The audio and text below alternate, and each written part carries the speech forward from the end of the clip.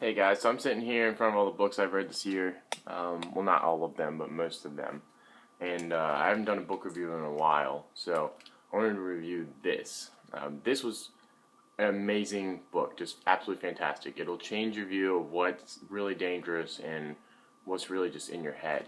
So, one of the main things it talks about in this book is how we as people, if we see something very frequently, we perceive it as a normal thing that occurs a lot. So, but the problem with that is if we see it on a screen, like in the media, right? If we see terrorist attacks and, stories about people dying and all these horrible things, well, we perceive that as normal.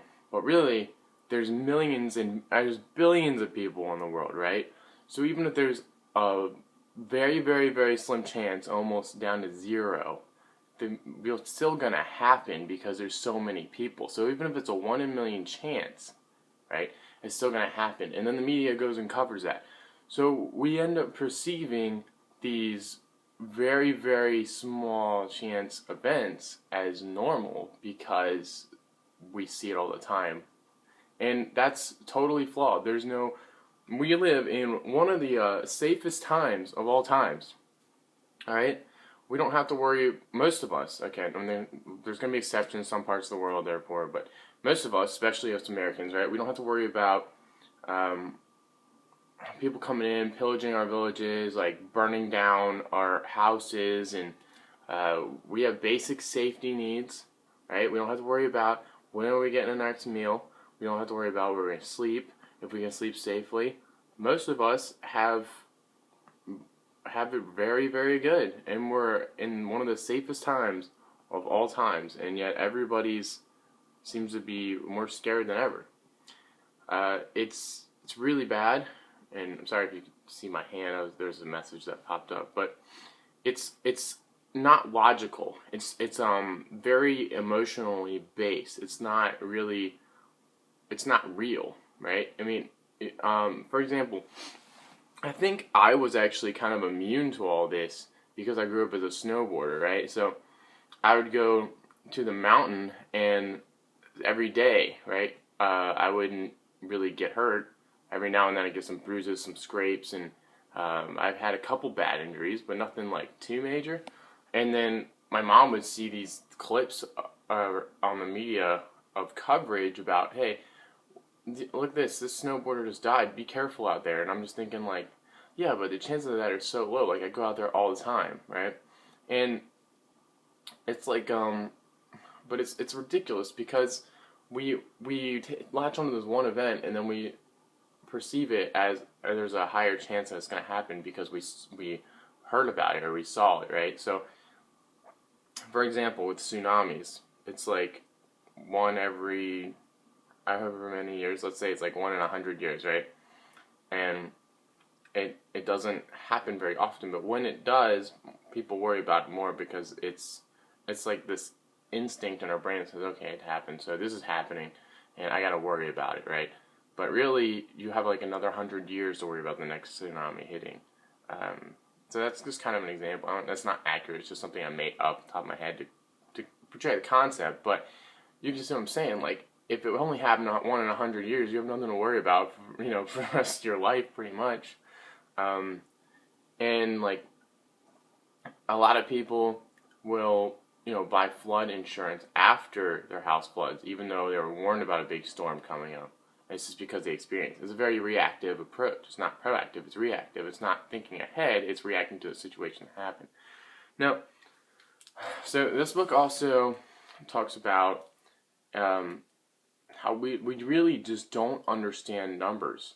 Instinctively, we don't understand numbers. We can teach ourselves how to understand numbers, but not instinctively. So what I mean by that is you have like a 1 in 6,000 chance of dying in a car wreck any given year. 1 in 6,000 chance.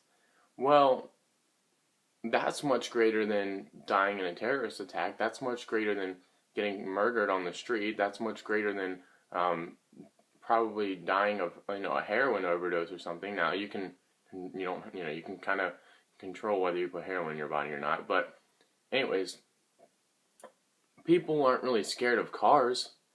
So why is that? It's because one, there's no evil behind it, so they don't get emotionally charged. Even though it's like same, it's really dangerous, and you have to watch what you're doing. They don't get all worked up.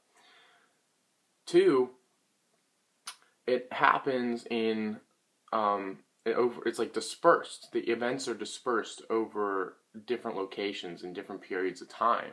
So it's not a bunch of people dying at once. It's like one person here and there, and you don't hear about it as much. The media is not going to be covering it. So even though it's killing a lot of people, car wrecks, we don't hear about it as much because it happens more frequently and there's smaller groups of people.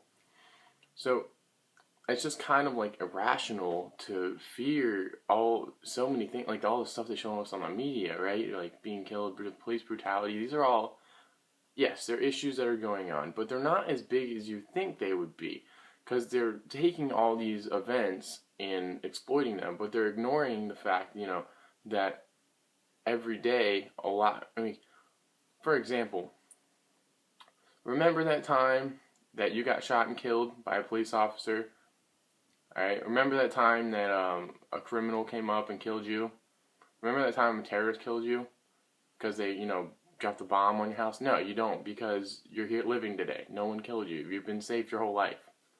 So, I mean, that's the kind of logic I think about. And, it's like what I said about snowboarding. I don't get injured very frequently, but when it does happen, it's like first of all, accidents just happen every once in a while, but a lot of it's preventable. For example, texting and driving. Most people don't worry about that, but like that's something you can actually control. You can't really control terrorists coming and killing you, so why even worry about it?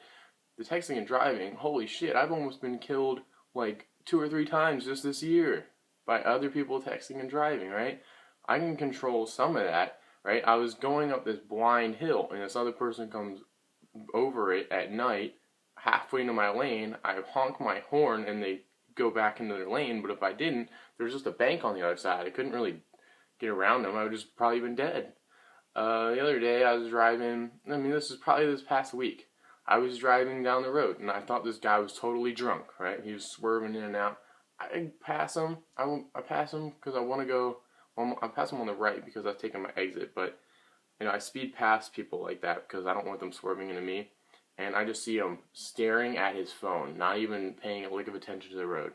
So, like, these are things you can control. These are things you should be worrying about because these are the things that are probably going to kill you.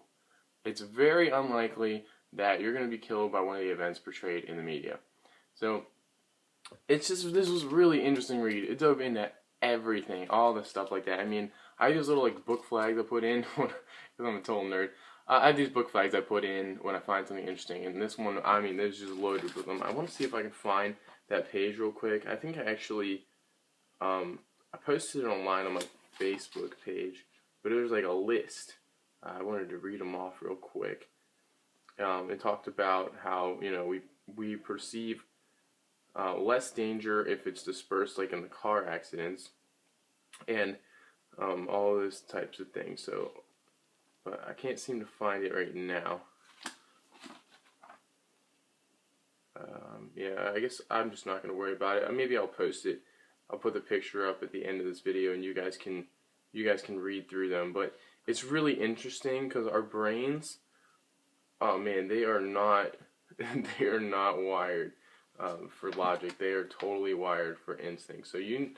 So in today's day and age with the media coverage and marketing and all these different things being thrown at you constantly, you need to be educated or you're gonna be in for a surprise. You need to I don't know, get educated.